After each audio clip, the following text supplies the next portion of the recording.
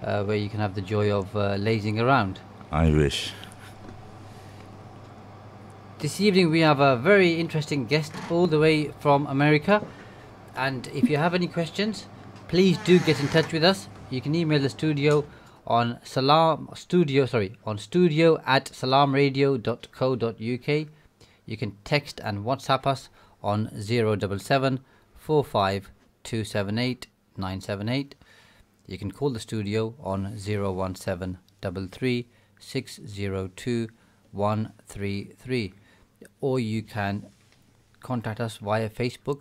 That seems to be a very popular medium, and most of our questions seem to come from Facebook, so please feel free to contact us via Facebook. We always enjoy your interaction, and we always enjoy your questions, and our guests especially enjoy answering your questions. This evening we have Laurie, who is an entrepreneur. She also was one of the attendees on Shark Tank, and she has a very exciting and interesting entrepreneurial journey, and I'm sure she's very excited to share that with us.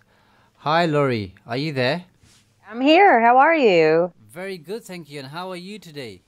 I'm good. I feel like you guys are in the future because you're 5 hours ahead of me. We are, you're right, and sometimes 5 hours becomes 4 hours, but Right. we're still in the future. Thank you very much for joining us. I appreciate Happy to be here. you're a long way away, and I know sometimes it's difficult to get the timings right. I'm very interested to establish how you started your entrepreneurial journey, Laurie. Well, I was practicing architecture and design in New York City for about 16 years, and I had a light bulb moment, and it changed my life forever. So, yeah, I witnessed a guy handing a business card to a woman that he wanted to meet for a date. And I started brainstorming how to take the business out of the business card. And 2 years later, I launched my business. Fantastic. And how did you make your business different to all the existing businesses in that sector? Well, the thing that really set my light bulb off was watching this guy try to get a date with a woman in the real world. And, there's so many online platforms where people are trying to do that I just wanted to take the online element out of all of these online dating platforms. So that's what's sort of different about what we've built. Fantastic. And what were some of the initial challenges which you had to face? Well, out of the gate, I was a trained architect, so I was very creative, but I didn't know the first thing about building a business. I just had no idea where to start. And for 1 year, I was just walking around in circles with this idea and telling everyone that I met about it, which I didn't know if was a good idea or not, but everybody kept confirming that they liked my platform or the idea for what I was about to build. And one night I met a couple of guys that had MBAs, so they did know business, and they liked my idea and said, "Why don't we sit down on Monday morning? We help startups get started, and maybe we can talk about getting involved and helping you bring this thing to life." So that Monday morning, we met up, and they ended up becoming my business partners. So it was in the end, they weren't really the perfect partners for me, but they did help me get my idea off the ground. So I'd say that was one of the biggest issues initially, is that I didn't know what I was getting into. And I've made a lot of mistakes through the years, but I say I could be the poster child for what doesn't kill you can only make you stronger, because I feel like I can do anything now. Absolutely. So for the benefit of our listeners and viewers on Facebook, when somebody has an opportunity to collaborate with a business partner, what are some of the key things they should be thinking about in your experience? Well, that's one of the mistakes I made. When I gathered those two guys on board, they both had the same skill sets, and I gave them both the same amount of equity. So I gave each of them 15%, and that was out of 100. I didn't need to be giving to the same person that much equity out of my business. I needed a tech person or someone else who would fill in the gap of what I couldn't do, which coding a website and building a mobile app was the last thing on earth I was ever going to be able to do. So, I think just finding a team that believes in your idea as much as you do, that's super supportive and excited about the project and can fill in the spaces of what talents you don't have or you can't bring to the table. Okay. And when you realized things weren't working too well with your business partners, how did you handle that? Well, one of them, it was one of the most difficult conversations I think I've ever had to have because we were a team of three and we spent a lot of time together, but I just knew it wasn't going in the right direction, and we had to sit down and have this conversation. I sort of was going from an employee of 16 years to suddenly being a boss and having to let one of the team members go. I was so nervous about doing it, but um, there was no sense in me trying to build this mini empire of mine with the wrong team on board. And then, I mean, it's a longer story, but the other one in the end ended up getting married, moving to North Carolina, and has kids now. So he wasn't really the perfect partner to keep hustling this small business with me. So I've since gotten them both replaced with someone who is a perfect partner. So it was a lesson learned, and it took 5 years to solve my big mistakes, but it worked out in the end.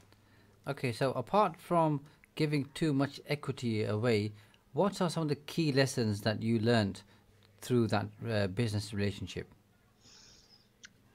I mean, I think getting in a relationship with business partners could be, I mean, you almost need to be more selective than getting into a marriage or a relationship because, there's not always that love there. And it's, it's really stressful. So you've just got to have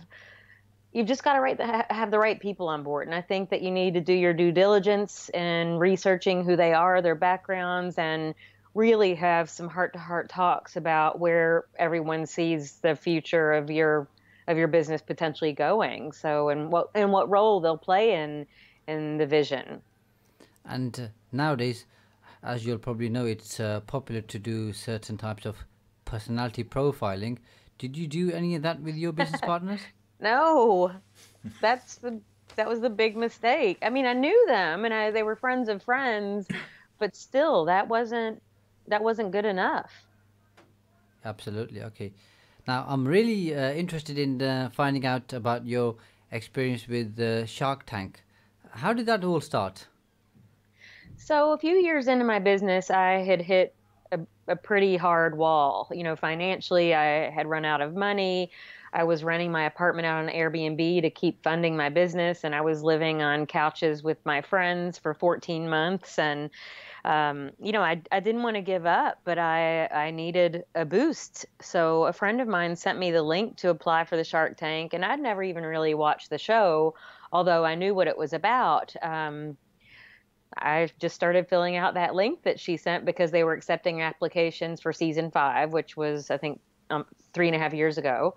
So I filled the application out, closed my computer, left for the day, and pretty much forgotten that I had even filled the thing out. And then it seems like 4 months later, I got a phone call from Los Angeles, and it was the Shark Tank saying they were interested in taking me to the next level. So the whole process ended up being about 1 year overall from the day I applied to the day that I was walking down that scary hallway. But, um, it was one of the braver and riskier things I've ever done in my life. I was scared out of my mind. I had practiced my pitch over and over and over again. I could say it in my sleep, and I still was a nervous wreck. And finally, when I walked out in front of them, I mean, with the cameras and the lights and everything, my pitch just, I went on autopilot. I sounded like a robot. I wasn't breathing. And I don't know, I was lucky to get the words out. But, I think they all sort of got my idea and they thought it was cute at first. And then, of course, they're sharks and they're millionaires and they're ready to invest in your business. We had to talk about my numbers and the amount of customers that I'd made over the past 3 years. So, that's where everything sort of went downhill because it wasn't an interesting story at all. So it was a brutal bloodbath. That's what I say about my experience on that show. But it still ultimately changed my life, and led to customers all over the world and lots of fans, and it led to an investment of over 6 times what I'd asked for on the show, and it led to me sealing a deal with my new partner.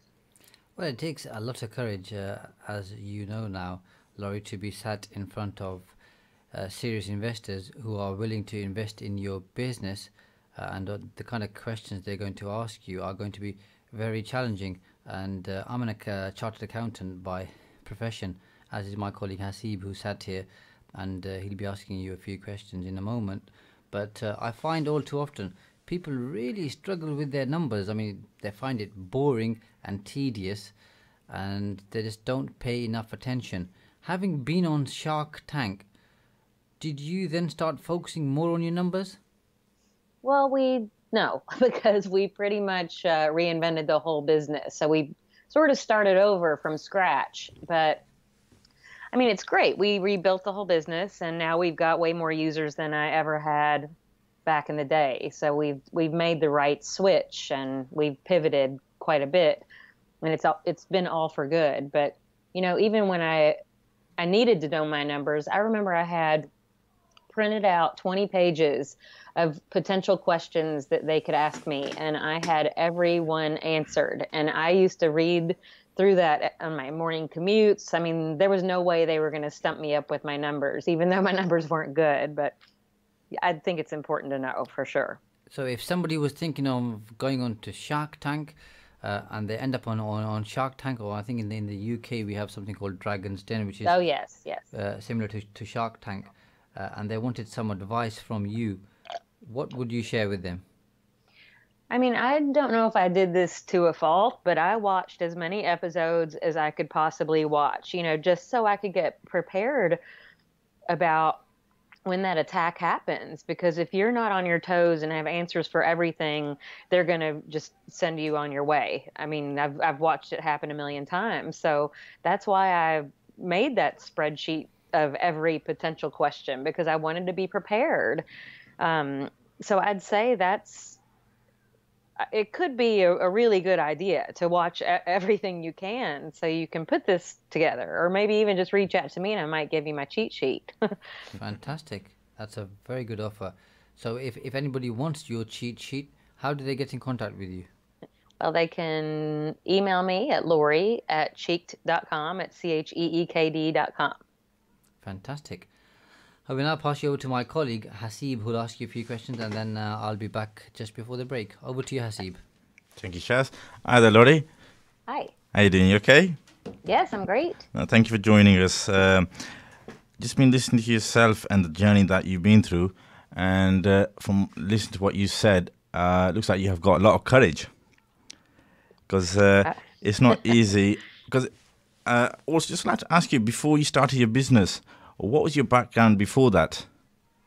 I had studied architecture in Kentucky, where I grew up. So that's sort of in the south of America.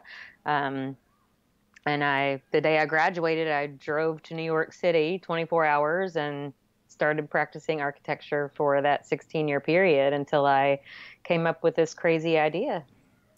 It's quite a bit different from being an architect and then starting your own business. Totally. What was that light bulb moment? When do you know that light bulb happened? When did that moment happen? Well, I had that idea that came into my head, which was 9 years ago now, and it was something I couldn't stop thinking about. And I'd always had the itch to be an entrepreneur. I've been coming up with ideas since I was a kid, and I even started a couple of tiny businesses when I was in college, But none of these ideas were this powerful. So I think when there was this thing that I had fallen in love with, I almost couldn't think about my regular job because I wanted to build this thing so badly. So that was the moment. You've only got one shot in life, and I wanted to take a shot at building my own dream instead of working from 9 to 6 or 7 every day, building someone else's. You're absolutely right. Spot on. What's been the most fun or liberating aspect of running your own business? I mean, I feel like I'm living an American dream. Everybody wants to be an entrepreneur, but it's just about having this idea and executing it. And, I've just today in the middle of the day, I took 2 spin classes. I'm in my gym clothes right now. I mean, I run my business virtually from my team. So, I mean, it's amazing the freedom that I have. And although I'm always working, it doesn't really feel like a job to me. I mean, I feel like I've built a lifestyle and I've gotten out of a job. So I've just never been happier in my life, and I love my vision and my mission and what I'm trying to succeed at more than anything I've ever done in my life. That's fantastic. So, from what you said on that, I think having passion for the business that you're doing is very important.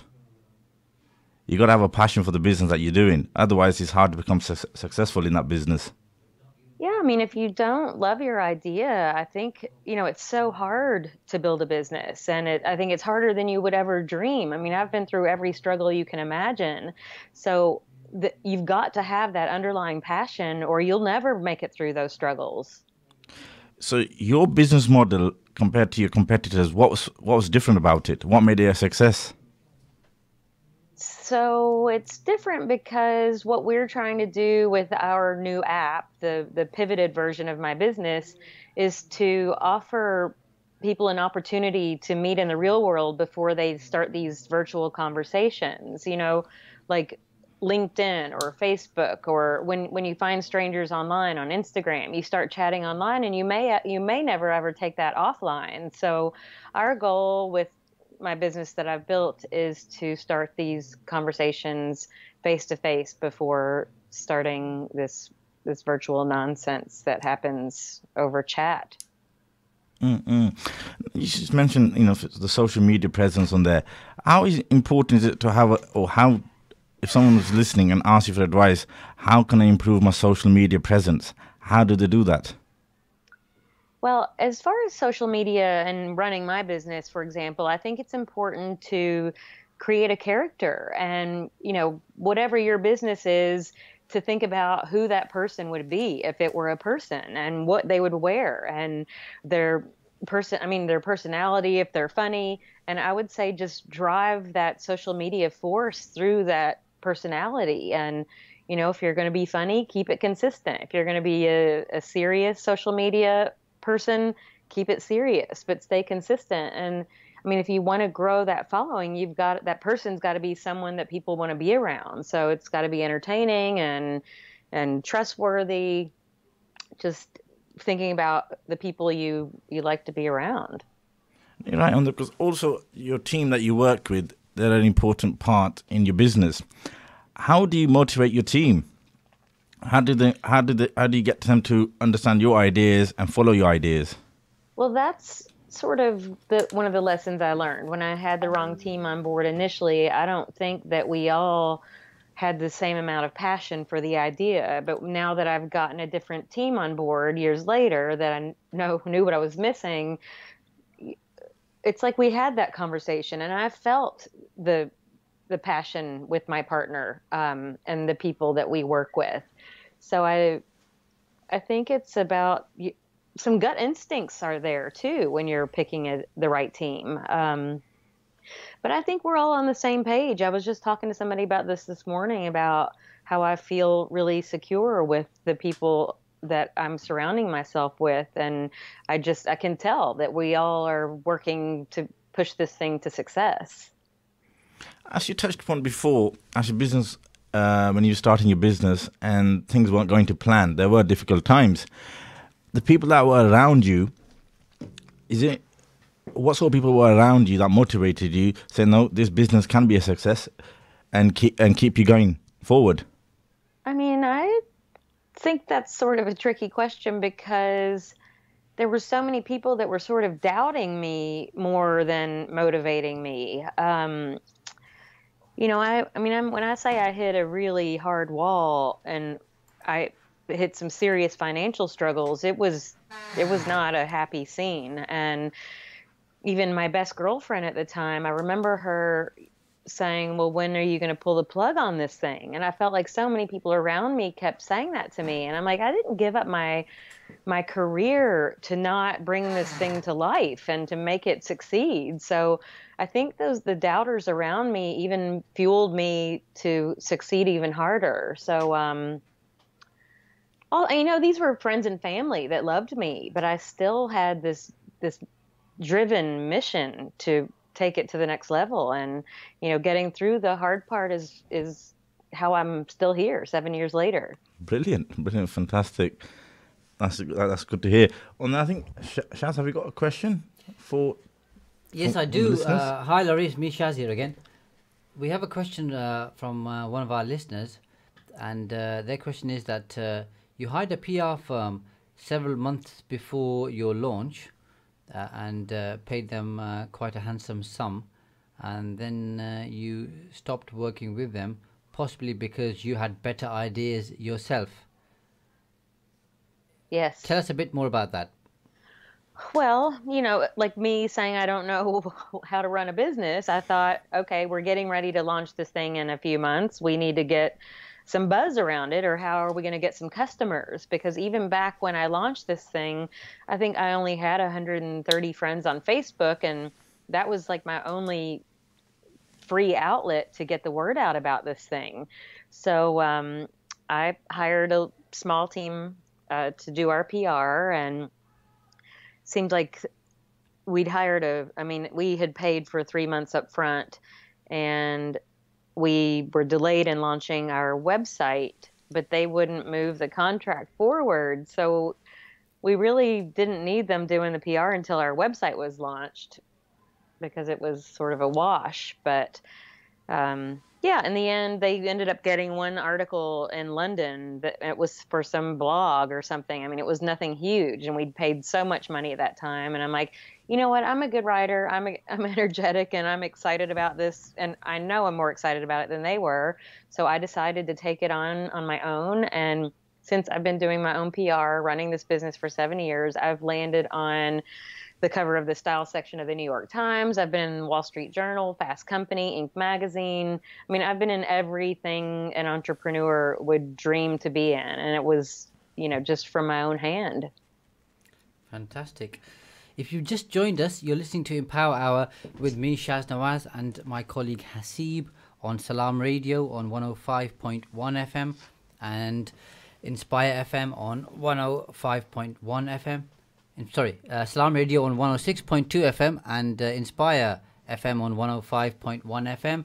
Please do ask us questions. You can send us a message through WhatsApp on 077 45 278 978, or you can call the studio on 017 33 602 133, or you can send us a message through Facebook, which seems to be the most popular medium. And on that note, Laurie, we have another question, which is that with the dating industry being overflooded, what makes you stand out of the crowd?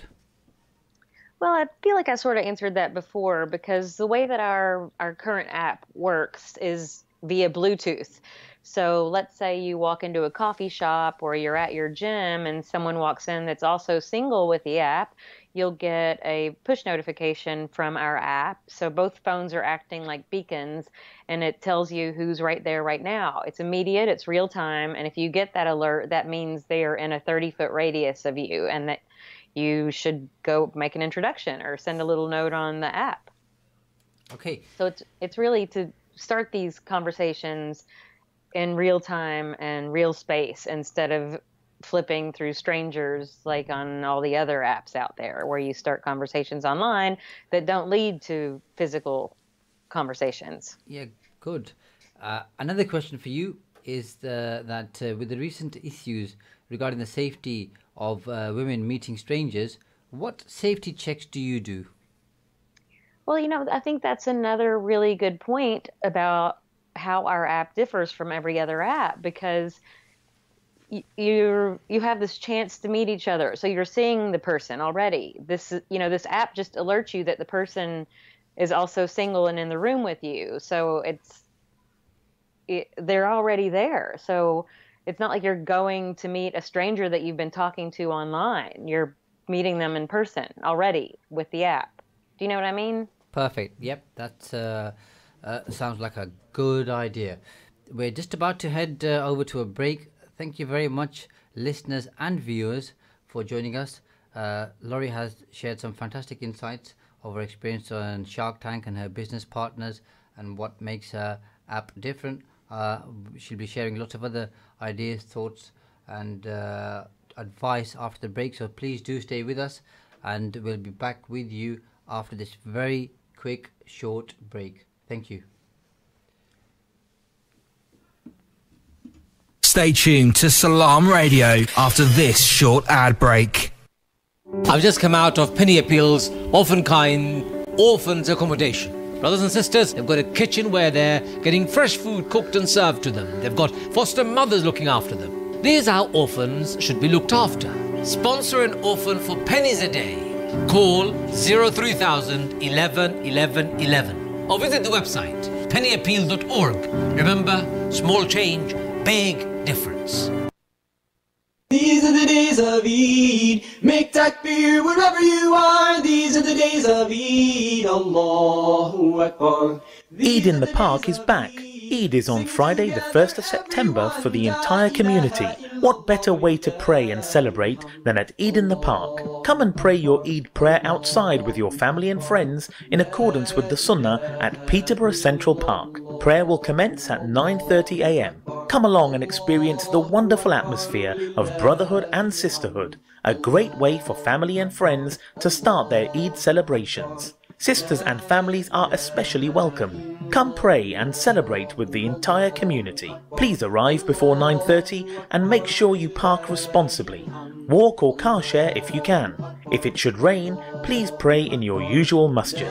Eid in the Park, Friday the 1st of September, 9:30 at Peterborough Central Park. One place, one time, one Peterborough, one Eid. Allah is great. Allah is great.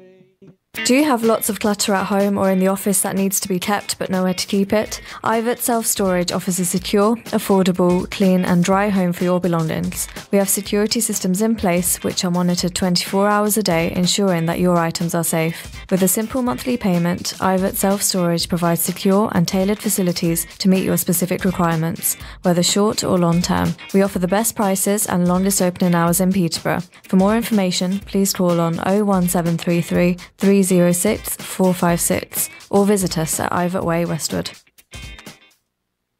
Iqra Academy is the only Muslim girls' school in Cambridgeshire where your daughter will develop her knowledge of Islam and the national curriculum in a safe environment. Ofsted has judged the teaching and learning, leadership and management, pupil behaviour and personal development as good in June 2017. Iqra Academy's qualified staff teach in small classes, and the school is producing sports teams who have a track record of succeeding at national level. With reduced fees and a good rating 3 times from Ofsted, why not consider Iqra Academy for your daughter? Enroll now to avoid disappointment. Please contact 01733 331 433 or email admin@iqraacademy.org.uk. Eagle Foods are proud to bring you the following quality products available now in retail outlets across the UK. Treat your family with Super Chick Nuggets, chunks, fillets, goujons, sizzlers and popcorn. Quality whole muscle products made with handcrafted 100% chicken breast in handy resealable 1 kilogram bags. Quench your thirst with our Dr. Malt range of beverages, a range of great flavours. Strawberry, raspberry, pineapple, peach, watermelon, pomegranate and original. Available soon. Fruity Me, 6 refreshing flavours. Apple, mojito, watermelon, fruit cocktail and orange. Mr. Basil, our range of basil seed drinks with 30% juice and in 30...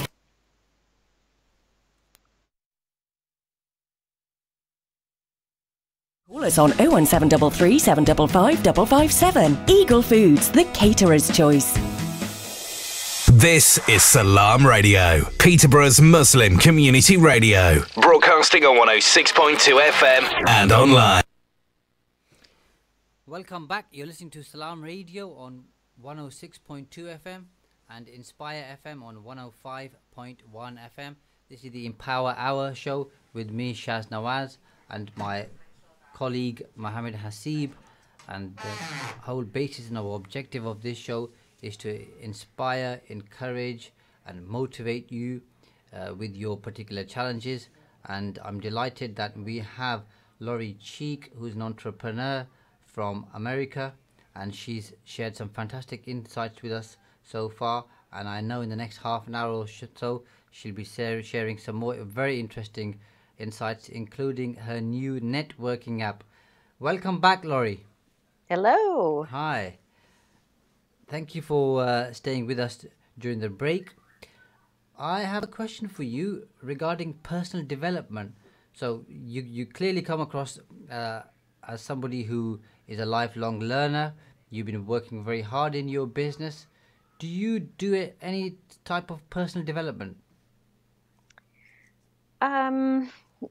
Like, what do you mean exactly? Reading books, going on seminars, courses, webinars, improving yourself?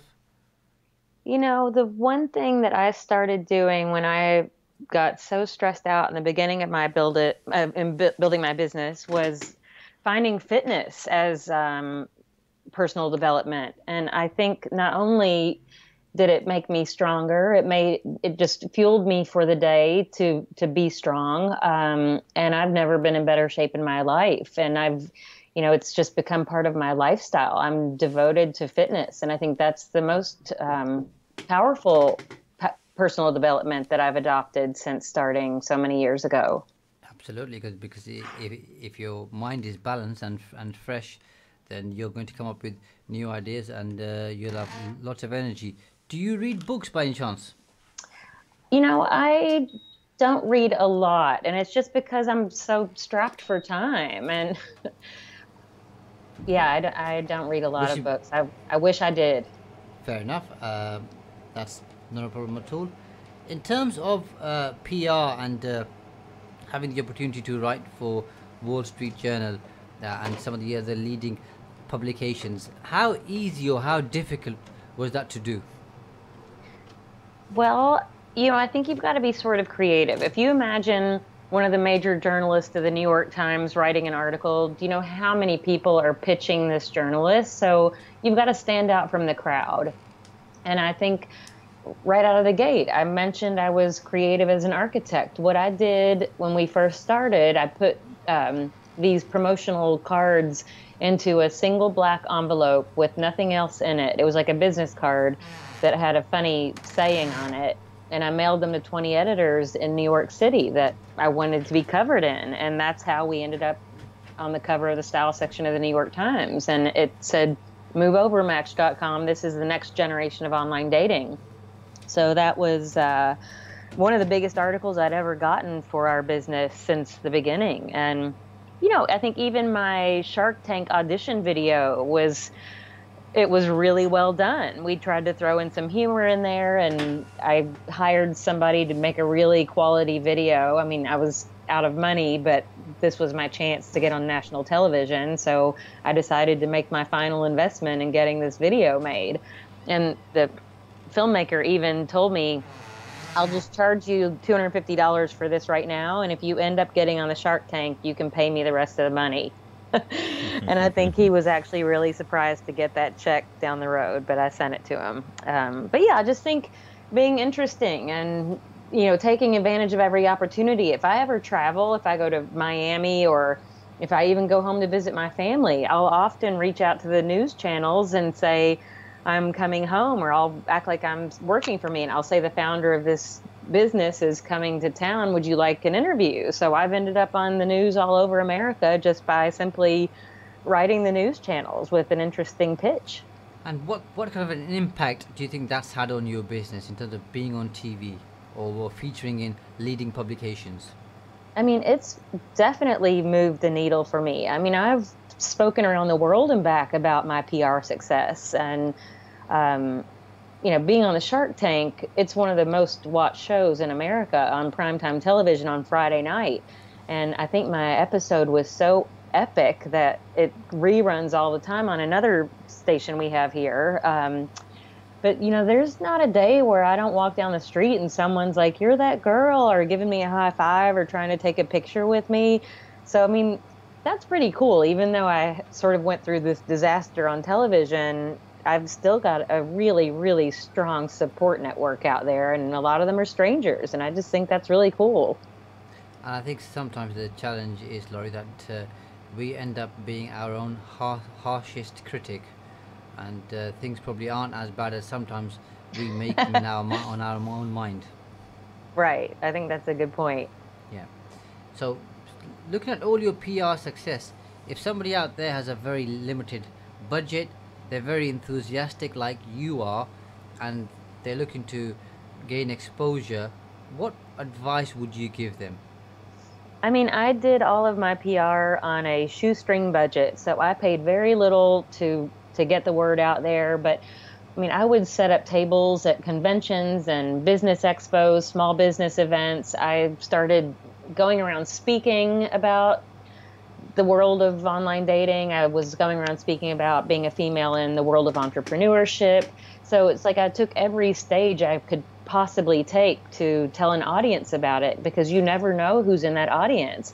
And even when I've done this, there's been journalists in the audience that have walked up to me afterwards wanting to cover my story. So I ended up in Forbes from something like that. I ended up in the Wall Street Journal from waiting in line to talk to a journalist that worked for the Wall Street Journal. So, you know, that's all free. And I also walk around New York City with promotional cards that I sort of stick to the subway ads, and I'll put them all over the city. So maybe somebody gets on a bike share. We have these bike sharing systems here, and I'll have our card on there. Maybe they've seen the name of my business several times, and I think it's all about making impressions. So if you see a word one time, you don't pay attention to it, but maybe you've seen this brand over and over and over again, then you're like, oh, what is this thing? So it's about just creating hype, and I don't spend any money to do any of that, and I still am very creative and crafty about getting press. You seem to be doing a very good job, Laurie. Thank you. I've become a pro at it, that's for sure. I can tell, and I'm sure some of our listeners may wish to speak to you about that off air. So at the end, I'll take your details, or you can kindly share them with our listeners. For the time being, we have you are very popular today. We have 3 more questions for you. The first one is, it's only going to be a matter of time before possibly virtual reality dating technology takes over. What's your view on that? I mean, I think a lot about it, and I wanted to be the person that nailed the virtual reality of dating. And, you know, I know that this industry has got to get more organic, because all of this online stuff is just, everybody's doing it. So there's going to be something new and fresh, and so many new technologies that we can adopt in making the next successful platform. But, you know, I'm not that, I don't have it nailed yet, but that was sort of my dream, to be that person that does that. But I'm sure it's right around the corner. And is that something that you will try to lead on, if possible? Well, I'm not sure I've got the tech team on board for that, or even the financial backing. So, I mean, I just know what I've built so far, it has been very expensive. So I think taking it to that level of tech is maybe not up my alley right now. And that's not because I don't doubt myself, but it's just probably more about money than anything. Fair enough. Another question from one of our listeners is that in January it was reported that Tinder makes 21 million matches and processes 1.5 billion swipes every day. As of the start of this year, it had made 5 billion matches.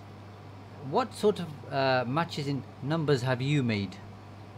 Well, we're not publicly sharing that information right now. And when we hit Tinder success, we may be a little bit more open with our numbers, but we're not going live with that information at this point. That's a good answer. Another listener has asked a cheeky question, or a cheekier question, which you may wish to answer, and that is, did you find your partner through your dating app? No, he's married with 2 kids. Okay, fair enough.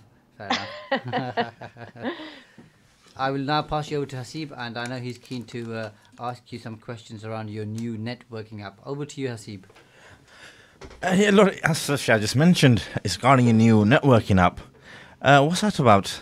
Is that something similar the app, what's it useful? It's for people who are networking. What's the aim of the app? Yeah, so it's like a spin-off of the dating version of our app. It's called Network with a D on the end. And basically, if you go to an expo or a conference, or maybe you're on a plane or a subway and there's an investor sitting across from you that might make sense to meet, it'll alert you and show you that person's profile. So then you could start to chat on the app or schedule a meeting. And it's even for people that are hiring or looking for jobs. So maybe I'm walking by a hiring manager of a big financial firm that I've had my eye on. It would alert me that this person's looking for a certain employee, and I might be that person. So again, it gives you the chance to perhaps make these connections in person. So it's a little bit like LinkedIn, but in real life. Real life is live. That's a brilliant concept. That's a brilliant idea on there. In the industry that you're in, it's fast-paced and there's always changes. How do you keep up with the changes? So I still think we're the forerunner in what we're doing. And, I don't know that anybody else wants to do what we're doing because we're already doing it. So I feel like everybody's going to try to do something unique. And I've seen LinkedIn try to do what we're doing with our networking app for a little bit, but I think all of their customers didn't want that. So, we're out of the gate doing this as something new. Once you're on a program for 10 years, you don't always want it to change. So, and I read a lot of tech blogs. I try to stay on top of all the networking apps and any version of new dating apps that come out. I'm just trying to keep knowledgeable about everything so we can stay in the game. What's the most challenging aspect of your job? I'd say still probably the financial thing is the most difficult. I did receive a round of funding, but that doesn't mean I want to take it as salary. I want to put all that into the business. So I'm not living like a millionaire, but when I first started this business, I thought I was going to be one within a year. But in the end, the money got less important for me, and success to me is about having this opportunity to build my own dream. And I say I'm no longer building structures, I'm now building relationships, and that's a lot more fun. That's a brilliant advice to give to the listeners. So, as you said, following your dreams, it's not always about the money. Right. What's the best career advice you ever received? As you said, you didn't get the best career advice from your family and friends when you started the business. Well, I think it's probably to surround yourself with the people you want to become, because I think it's very influential. If you're around positive people or successful people, you're more likely to be positive and successful yourself. Oh, brilliant advice. That's brilliant. Also, when you started your own business, what sort of research did you do? Because how important is research when you start a new business? Well, I just started Googling how to start a business pretty much. I mean, I seriously didn't know step one. And, we had to get incorporated. I wanted to apply for a patent, which I ultimately ended up getting, which is really cool. But, even starting the social media stuff, and this was just back when social media had sort of just started. So there was a lot involved, and I'd say the legal documents, and do I need a business plan, the pitch decks, going to find investors, just all of this. It was so overwhelming. And I even remember downloading a document, like a business plan that I could fill in the blanks, and I still couldn't even get through the thing. I mean, it was 20, 30 pages long, and I'm like, do I even really need this? But that's when I was really happy to have those guys on board with me in the beginning, because they did know. And it's good, as you said, sometimes. So they did come in and, your business partners, as you said, doing, along the line, you had different views and you went your separate ways. But at the starting, you said you do need someone who knows what they're talking about, which is good. Last question before I pass you on to Shaz. I think there's quite a few questions from the listeners as well. Is How do you plan to keep this momentum going? Well, if I've managed to keep it going through all the difficult times I've had thus far, I feel like I'm on a ramp right now. I don't have those same struggles I had before, and I'm 7 years smarter about this. I mean, I feel like I've given myself an MBA just by building this business, and whatever I've spent is probably how much an MBA would have cost if I'd gone to a 5-year program for it. So, yeah, I hope that answers your question, but No, that's right. That's one way of thinking. No, that's brilliant. That's a brilliant answer. Thank you for that. Hi, Laurie. Shaz here again. You've Hello.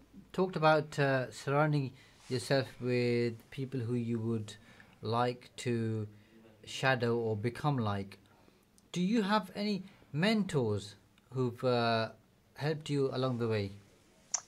I don't have any real specific mentors, but I have gone to so many tech and business events where I've heard inspiring people talk about the right steps to make. I mean, I've just gone to, New York it's amazing for this because you can look on a tech newsletter or a business blog, and there are really inspiring events where you can go hear lots of smart business people talk every single day. So I took advantage of so many of those opportunities when I first started. And, those people became sort of my silent mentors. They didn't know they were mentoring me, but they were. Who's inspired you the most? Well, there's an entrepreneur I've watched come out of the gate, and she owns a financial company called LearnVest. I don't know if you know them as an accountant, but Alexa Von Tobel, I've heard her speak several times, and I just think she's a really smart female entrepreneur that I've watched her journey, and I just think it's amazing. I'll be sitting here watching my morning news sometimes, and there she is. It's just like she's gone from nowhere to building this mega empire for people wanting to organize their finances. I'm glad you mentioned her, because through my own experience, having spoken to so many women, they always feel that being in business sometimes can be a challenge with balancing home life, and if they have children, looking after their children. So are there any words of wisdom or encouragement you can share with our female listeners to inspire them to become entrepreneurs?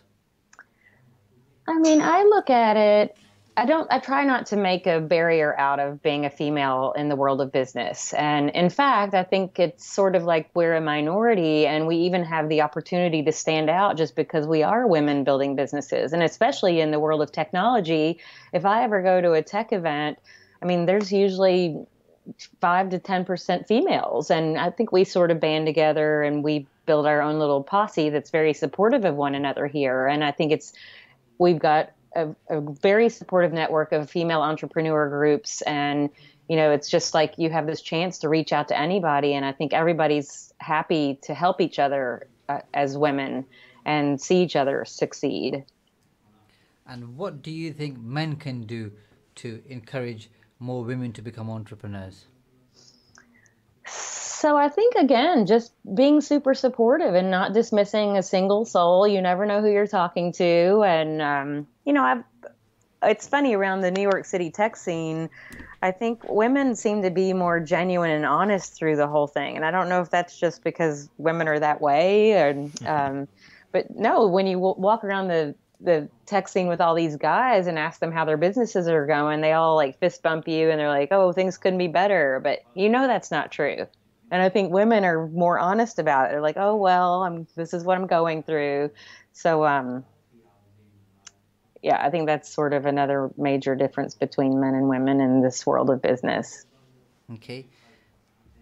You found your next partner after your first partnership didn't work through Shark Tank, and you said that person was like a perfect business partner, or it was a perfect business partnership. How was that business partner different to the previous business partners? Well, I actually met him during the period when I had the initial partners.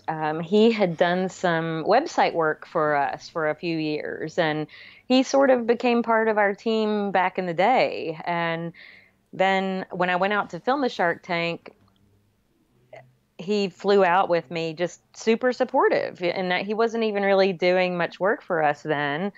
But we talked about him buying my old partners out, which he ended up doing. I remember, came to me one day and said, I've been watching your hustle for the past 4 years, and if anyone's going to bring this to life and success, it's going to be you, and I want to get involved. So he bought out the partners, became my new partner. And not only is he a serial, successful, really smart entrepreneur, he's also technically savvy, which that's really the missing link that I needed from all those years before, because he does have the business and the tech skills that I don't. Another question we have from one of our listeners is that with many apps being free, how is it possible to make money, and how tight are the margins, generally speaking? Well, so yes, we have a free app, and even our new networking app is free, and it doesn't even make sense. I mean, if you think about how many apps you download that cost money. I mean, I've got 200 apps on my phone, and there may be 2 I've paid for. But it's really hard to charge for an app, first of all, unless people really want it and need it. So you've got to make your app successful initially, or you have to have enough users on it that you can start charging for advertisements. But unless you have enough users, the advertisers aren't going to even care to get on your platform. And lastly, once you figure out what your users want, maybe you can do some premium upgrades, like Tinder, for example, has the super swipe, which I think you pay for, and even Bumble has done something similar to that. So there's all sorts of ways you can make money with an app. And we even have events here in New York where singles can come together and they can make connections on the app and walk over and talk to each other.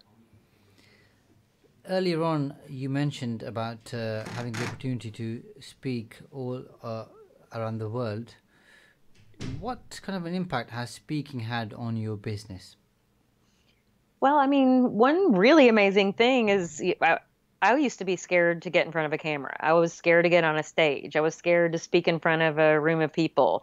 So not only has this been sort of powerful in my own life that I've gotten over some of this stage fright and fear in life in general, it's an easy way to get the word out. And sometimes a speaking gig will lead to another gig that you get to get on a stage and talk in front of even more people. Often there are people in the audience that are journalists writing on blogs or tech sites, and they'll write about your story too. So it's an opportunity for free press. It's like a domino effect of sorts. And some of those speaking gigs have led to other gigs that pay me my flights and food and hotel, and have even paid me a little bit of money from time to time. And how did you get over the initial fear of speaking in public? Oh, the first time I remember I had to go talk about my business was going to be at some dating expo in front of 250 people. And I felt like I was going to be sick for a month leading up to it. And the reality was no one else was going to go do this. And you know how badly I wanted my business to succeed. I didn't have a choice. So I got up. I had this PowerPoint presentation that had some jokes in it. And I remember when I first started, I was trembling. I was stuttering. I mean, it was somebody filmed it for me, and I just was a nervous wreck. But then the second I switched on to the funny slide, the entire audience started laughing. And somehow it comforted me. You know, it made these people seem like people instead of scary things that I was talking at. So it took a little bit of the fear away. But, you know, each time I got on stage, it made it easier. And I've done a TEDx talk. I was still a little nervous about that, but that was, I just feel like it's a huge achievement to where I've gotten to this day. I mean, you put me in front of a camera, I have no fear at all. Thank you for sharing all that information. We're just about at the end of the show. If anybody wants to contact you for any information, how do they contact you, Laurie? So you can find me via email at Laurie@cheeked, that's CHEEKD.com. And I'm also on Twitter, Laurie Cheek NYC, and we're Cheeked on Facebook and Instagram. Thank you very much for that, Laurie. And I am sure our listeners and viewers have enjoyed this interview. You've shared lots of useful insights from Shark Tank to your business partners and some of the lessons you've learned and all your success with PR, and we are very grateful. And our listeners will be back next week, Tuesday, 7 p.m. to 8 p.m. on the Empower Hour show. So please ensure you join us, and please do contribute with your questions, because that's what makes the show really interesting. Thank you and goodbye. Your number one for local, national and international news across Cambridgeshire and Peterborough on 106.2 FM and around the world online. This is Salaam Radio. बिस्मिल्लाहिर्रहमानिर्रहीम अस्सलामु अलैकुम सामीन news updates के साथ मैं हूं मुकर्रम अब्बास। सबसे पहले आज की हेडलाइंस पर एक नज़र। अमेरिका की नई अफगान पॉलिसी और अमेरिकी रहनुमाओं के पाकिस्तान मुखालिफ बयानात के खिलाफ पाकिस्तान के मुख्तलिफ शहरों में एहतिजाजी मुजाहरे। भारत और चीन में सरहदी मुआहदा तय पा गया। इंडिया ने डोकलाम से अपनी फौजें वापस बुला ली। शुमाली कोरिया की जानिब से बैलिस्टिक मिसाइल की जापान पर परवाज, हालात कशीदा होने के इम्कानात। भारत के ज़ेरे इंतजाम मकबूजा कश्मीर में पुलिस के एक मरकज पर अलहदगी पसंदों के हमले में 8 अहलकारों समेत 10 अफराद हलाक हो गए। काबुल में बैंक के बाहर धमाका, 4 अफराद हलाक। और इंडिया में सैलाब की तबाहकारियां। रियासत बिहार में 482 और उत्तर प्रदेश में 101 अफराद हलाक हो गए। और अब इन खबरों की तफसील। अमेरिका की नई अफगान पॉलिसी और अमेरिकी रहनुमाओं के पाकिस्तान मुखालिफ बयानात के खिलाफ पाकिस्तान के मुख्तलिफ सूबों में एहतिजाजी मुजाहरे हुए। पंजाब, सिंध और बलोचिस्तान समेत आजाद कश्मीर के मुख्तलिफ शहरों में मुजाहरों के दौरान अमेरिका के खिलाफ नाराबाजी की गई। अमेरिकी परचम और डोनाल्ड ट्रंप के पुतले नजर आतिश किए गए। सूबे में सबसे बड़ा मुजाहरा पाक अफगान सरहद पर वाक़ खैबर एजेंसी के शहर लंडी कोतल में हुआ, जिसमें हजारों कबायलियों ने शिरकत की। भारत और चीन में मशरकी हिमालयी खित्ते में कई दहाइयों से जारी सरहदी तनाज़े के सिलसिला में बिलाखिर मुआहदा तय पा गया है। भारत की वजारत खारजा के तर्जुमान के मुताबिक ये मुआहदा दोनों मुल्कों के दरमियान सफारती राब्तों के नतीजे में तय पाया। मुआहदे में इत्फाक किया गया है कि डोकलाम में दोनों मुल्कों के फौजों के दरमियान महाज आराई की कैफियत खत्म करते हुए उन्हें वापस बुलाने का अमल शुरू हो चुका है। शुमाली कोरिया की जानब से फायर किए जाने वाला एक मिसाइल जापान की फिजाई हदूद से गुजरा है, जिसके बाद खित्ते में कशीदगी बढ़ने का खदशा पैदा हो गया है। जनूबी कोरिया की मुसल्लह अफवाज के मुताबिक शुमाली कोरिया ने मंगल को अलसुबह दरमियाने फासले तक मार करने वाला एक मिसाइल का तजुर्बा किया, जिसने जापान के फिजाई हदूद की खिलाफ वर्जी की है। शुमाली कोरिया की जानब से फायर किए जाने वाला नया मिसाइल 550 किलोमीटर की बुलंदी तक गया और 2700 किलोमीटर का फैसला तय करने के बाद शुमाली बहरुल काहिल में गिरकर तबाह हो गया। भारत के ज़ेरे इंतजाम मकबूजा कश्मीर में पुलिस के एक मरकज पर मुबैना अलहदगी पसंदों के हमले में 8 अहलकारों समेत कम से कम 10 अफराद हलाक हुए हैं। हुक्काम के मुताबिक अस्करियत पसंदों ने अलसूबा दारुल हुकूमत श्रीनगर से 32 किलोमीटर जनूब में वाक़ पलवामा के इलाके में कश्मीर पुलिस के एक अहम मरकज पर अचानक हमला कर दिया। इस हमले में 1 दर्जन अफराद जख्मी भी हुए हैं। अफगानिस्तान के दारुल हुकूमत काबुल में हुक्काम के मुताबिक एक बम धमाके के नतीजे में कम अज कम 4 अफराद हलाक और मुतअद्दिद जख्मी हो गए। हुक्काम का कहना है कि शहर के मसरूफ इलाके में एक बैंक के बाहर ये धमाका बज़ाहिर खुदकुश था। जिस जगह पर धमाका हुआ उसके करीब ही गैर मुल्की सफारत खाने भी मौजूद थे। इंडिया की शुमाल मशरकी रियासतें तबाहकुन सैलाब की जद में है और गुज़श्ता 24 घंटों में सिर्फ रियासत बिहार से 42 मजीद अमवात की इतलात हैं। इंडिया की सरकारी खबरसां एजेंसी के मुताबिक सैलाब में मरने वालों की मजमूई तादाद 482 हो गई है। इसके अलावा इंडिया की सबसे बड़ी रियासत उत्तर प्रदेश में भी सैलाब से मरने वालों की तादाद 100 से तजावज हो चुकी है। रियासत बिहार में 19 अजला के तकरीबन 2.25 करोड़ अफराद सैलाब से मुतासर हैं, जबकि 1.5 लाख अफराद 222 आरजी कैंपों में रहने पर मजबूर हैं। सामीन, ये थी इस वक्त तक की अपडेट्स। मजीद अपडेट्स के साथ आपकी खिदमत में दोबारा हाजिर होंगे। तब तक के लिए अल्लाह हाफिज। Local, national and international news. This is Salaam Radio. You're listening to Salaam Radio, and it's now time for Maghrib Azan. This Azan is sponsored by Acorn Academy Day Nursery, where baby acorns grow into mighty oaks. To register your child or arrange a visit, please call Catherine on 01733 890 911. Allahu Akbar, Allahu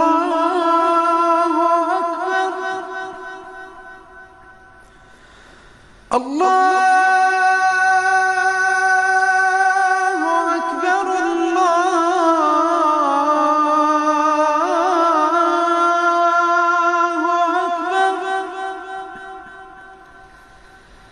أشهد أن لا إله إلا الله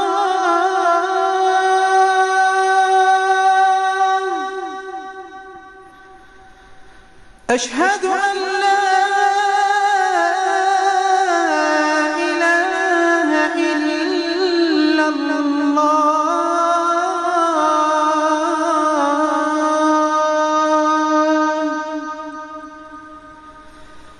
أشهد أن محمدًا رسول الله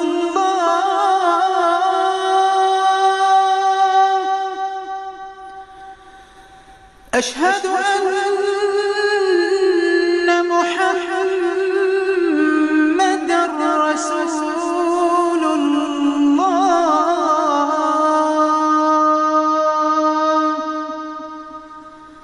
حي على الصلاة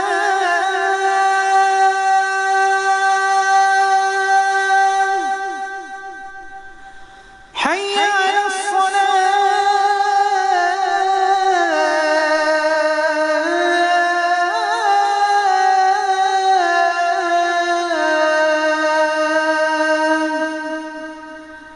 حي على الفلاح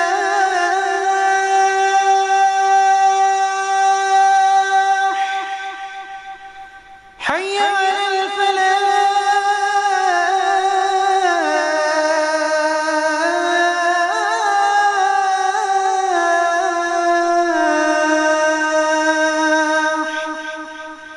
الله أكبر الله أكبر لا إله إلا الله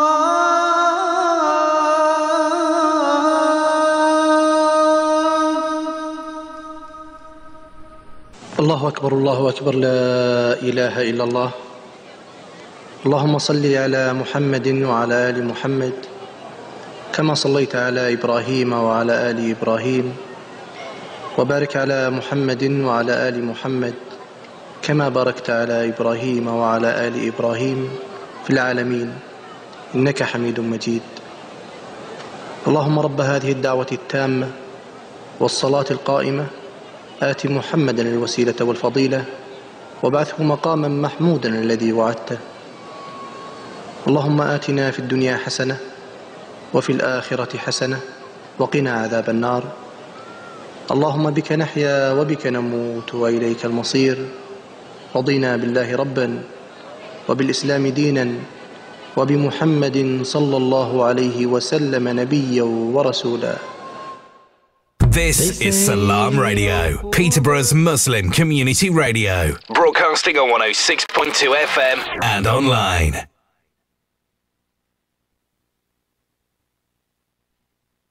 शब इंतजार में सो गया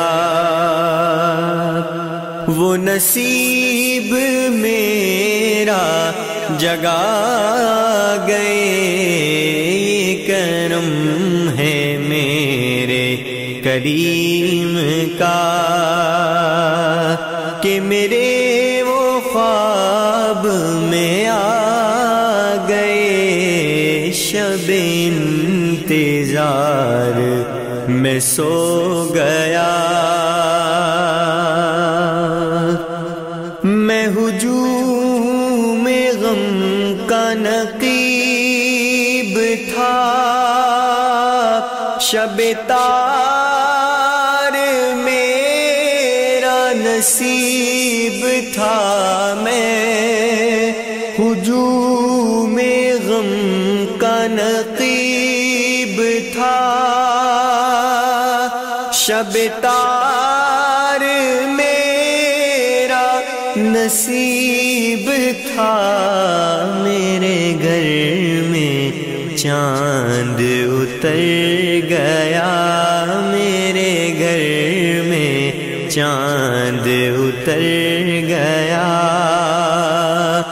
वो जमाल अपना دکھا گئے شب انتظار میں سو گیا وہ مقیم غار ہرا ہوئے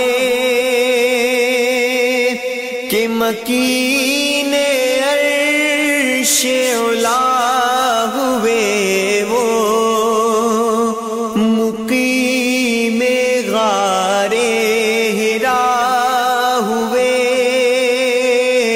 کہ مکین عرش علا ہوئے وہ جدھر جدھر سے گزر گئے وہ جدھر جدھر سے گزر گئے سبھی راستوں کو سجا گئے یہ کرم ہے میرے کریم کا ہم وقت پیش خدا کیا غم آسیاں کا سوال تھا غم وقت پیش خدا کیا غم آسیاں کا سوال تھا وہ جو لب ہلے وہ جو ہاتھ اٹھے وہ جو لب ہلے وہ جو ہاتھ اٹھے ہمیں ہر بلا سے بجا گئے یہ کرم ہے میرے کریم کا جو زبان سے نکلا وہی ہوا تھی میرے خدا کی یہی رضا جو زبان سے نکلا وہی ہوا تھی میرے خدا کی یہی رضا انہیں رب نے اپنا بنا لیا انہیں رب نے اپنا بنا لیا جنہیں آپ اپنا بنا گئے یہ کرم ہے میرے کریم کا. In the heart of Cambridgeshire, this is Salaam Radio. خوشبوئیں پہم آتی ہے بیٹھا ہوں مسجد نبوی میں خوشبوئیں پہم آتی ہے بیٹھا ہوں مسجد نبوی میں یوں سانسیں مہکی مہکی ہے بیٹھا ہوں مسجد نبوی میں یوں سانسیں مہکی مہکی ہے بیٹھا ہوں مسجد نبوی میں محسوس ہوا ہے یوں مجھ کو کہ شہر نور میں بیٹھا ہوں محسوس ہوا ہے یوں مجھ کو کہ شہر نور میں بیٹھا ہوں کیا نور کی کرنیں اتری ہے بیٹھا ہوں مسجد نبوی گرنے اتری ہے. بیٹھا ہوں مسجد نبوی میں مشغول درودوں میں ہوں کبھی مصروف دعاؤں میں ہوں کبھی مشغول درودوں میں ہوں کبھی مصروف دعاؤں میں ہوں کبھی نعتیں بھی لبوں پر رہتی ہے. بیٹھا ہوں مسجد نبوی میں نعتیں بھی لبوں پر رہتی ہے. بیٹھا ہوں مسجد نبوی میں رمضان کی بہاریں آئی ہے بخشش کا مژدہ لائی ہے. رمضان کی بہاریں آئی ہے بخشش کا مژدہ لائی ہے. رحمت کی گھٹائیں برسی ہیں. بیٹھا ہوں مسجد نبوی میں رحمت کی گھٹائیں برسی ہیں. بیٹھا ہوں مسجد نبوی میں نظریں ہیں گنبد خضرا پر ہاتھوں میں کھجور مدینے کی. نظریں ہیں گنبد خضرا پر ہاتھوں میں کھجور مدینے کی. افطار کی گھڑیاں آئی ہیں.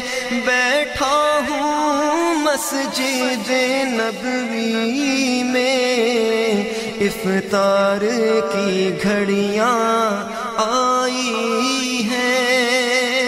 بیٹھا ہوں مسجد نبوی میں افطار میں دسترخوان سجے سحری کی رونق کیا کہنا. افطار میں دسترخوان سجے سحری کی رونق کیا کہنا. جنت کی ہوائیں چلتی ہیں. بیٹھا ہوں مسجد نبوی میں جنت کی ہوائیں چلتی ہیں. بیٹھا ہوں مسجد نبوی میں. If you've missed your favourite show, then visit our Mixcloud page, mixcloud.com/Salaam Radio. نگاہ لطف پہ ہم سے ہمیں کیا کیا نظر آیا. نگاہ لطف پہ ہم سے ہمیں کیا کیا نظر آیا. جدھر دیکھا ادھر سرکار کا جلوہ نظر آیا. جدھر دیکھا ادھر سرکار کا جلوہ نظر آیا. ہے وہ محبوب رب ثانی نہیں ہے ان کا عالم میں. ہے وہ محبوب رب ثانی نہیں ہے ان کا عالم میں کہ جن کے نقش نقش پا کا خلد بھی صدقہ نظر آیا کہ جن کے نقش پا کا خلد بھی صدقہ نظر آیا نگاہ لطف پہ ہم سے ہمیں کیا کیا نظر آیا جدھر دیکھا ادھر سرکار کا جلوہ نظر آیا گروہ انبیاء کے تاجور ہے بالیقین آقا گروہ انبیاء کے تاجور ہے بالیقین آقا دو عالم میں انہی کے نام کا چرچا نظر آیا دو عالم میں انہی کے نام کا چرچا نظر آیا جدھر دیکھا ادھر سرکار کا جلوہ نظر آیا عروج و ارتقاء کی منزلوں پر کوئی جا پہنچے عروج و ارتقاء کی منزلوں پر کوئی جا پہنچے مگر دربار عالی میں ہمیں منگتا نظر آیا مگر دربار عالی میں ہمیں منگتا نظر آیا جدھر دیکھا ادھر سرکار کا جلوہ نظر آیا زباں کس کی ہے جو بتلا سکے گی شان آقا کی زباں کس کی ہے جو بتلا سکے گی شان آقا کی جو قرآن اور رسولوں میں صدا یکتا نظر آیا جو قرآن اور رسولوں میں صدا یکتا نظر آیا جدھر دیکھا ادھر سرکار کا جلوہ نظر آیا تمنا تھی ہوا اظہار پر فیض و کرم ایسا تمنا تھی ہوا اظہار پر فیض و کرم ایسا نگاہ منتظر کو گنبد خضرا نظر آیا نگاہ منتظر کو گنبد خضرا نظر آیا نگاہ لطف پہ ہم سے ہمیں کیا کیا نظر آیا جدھر دیکھا ادھر سرکار کا جلوہ نظر آیا جدھر دیکھا ادھر سرکار کا جلوہ نظر آیا جدھر دیکھا ادھر سرکار کا جلوہ نظر آیا If you have an idea for a show and want to get involved, email info@salaamradio.co.uk. مدینے گیا تو پھر آؤں گا نہیں مدینے گیا تو پھر آؤں گا نہیں کسی بھی بہانے رہ جاؤں گا وہیں مدینے گیا تو پھر آؤں گا نہیں کسی بھی بہانے رہ جاؤں گا وہیں مدینے گیا تو پھر آؤں گا نہیں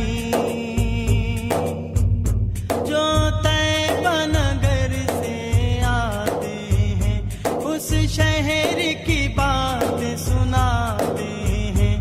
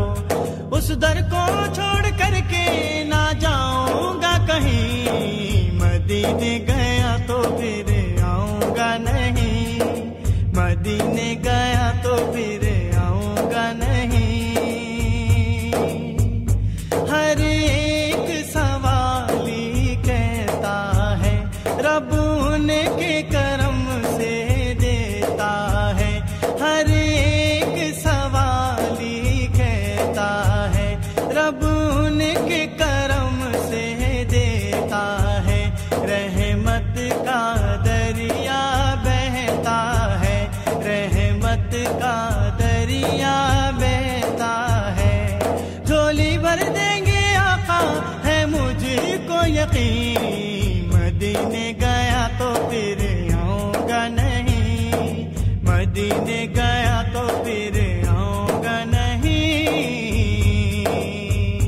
ऐ गर्दिश दौरा सुन ले जरा मैं कहता रहूंगा सल्ले अला ऐ गर्दिश दौरा सुन ले जरा मैं कहता रहूंगा सल्ले अला मेरा विर्द यही है यही दुआ मेरा विर्द यही है यही दुआ इस जिक्र के सदके मैं जाऊंगा वहीं मदीने गया तो फिर आऊंगा नहीं मदीने गया तो फिर आऊंगा नहीं वो लोग भी कैसे होते हैं जो उन गलियों में रहते हैं वो लोग भी कैसे होते हैं जो उन गलियों में रहते हैं इस हास पे हम भी जीते हैं इस हास पे हम भी जीते हैं मुझे अब तो बुला लो ए सरवरदी मदीने गया तो फिर आऊंगा नहीं मदीने गया तो फिर आऊंगा नहीं अबू बकर उमर उस्मान अली सरकार के बेटे गौस जली अबू बकर उमर के इश्क में जो दिल को जगमगाते हैं वो खुश नसीब मदीने बुलाए जाते हैं वो खुश नसीब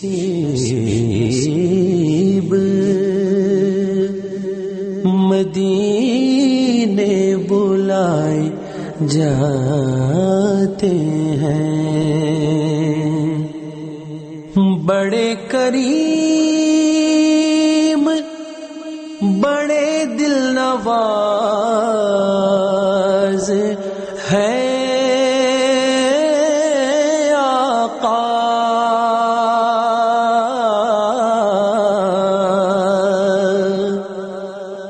बड़े करीम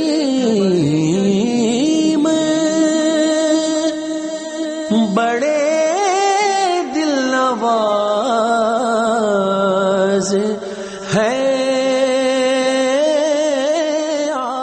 Stay tuned to Salaam Radio after this short ad break. The days of Hajj are here. The first 10 days of Dhul Hijjah are the best days to earn spiritual reward. There are no days that are as great as these in the sight of Allah. So pray, give charity, fast and repeat as often as you can, especially on the days of Arafah when prayers are answered. And remember, the deed most loved by Allah on Eid al-Adha is Qurbani. You can give your Qurbani from £25. Visit humanappeal.org.uk or call 0161 225 0225. Please help Families Relief provide fresh meat this Eid to the needy in some of the poorest countries of the world. Our Kurbanis contain only fresh meat and will be provided to the needy in Pakistan, Bangladesh, Gaza, Syria and Africa. Sacrifice with an open heart and call the donation hotline on 0114 365 4454 or visit us at familiesrelief.org.uk and say yes to feeding the poor. Third world and developing countries are home to some of the most vulnerable children on the planet. Malnutrition, severe lack of medical aid and access to clean water are just some of the horrific challenges faced by orphans across Africa and Asia. Children of Adam, a Peterborough charity, need your help to bring aid to these orphans for just £25 a month. To sponsor an orphan or assist with other projects, please call 0300 321 0032 or visit www.childrenofadam.net. City Homes Estate Agents are your #1 independent family-owned agency in Peterborough. We offer a range of services including buying, selling, letting, mortgages and conveyancing. Why not call us today and find out for yourself why our customers return time and time again. We have a track record for achieving some of the highest prices in and around the area for our clients. With over 10 years of operating in the area, we are the experts in this market. Put us to the test today by calling 01733 348 677 and quote discount code RADIO for our exclusive rates for this promotion. City Homes, bringing people together for over 10 years. मेरा नाम आयशा है और मेरा ताल्लुक Kashmir orphans relief trust Mirpur से है। Court educational complex जरीकस मेरे ख्वाबों की जन्नत, जहां बेहतरीन देखभाल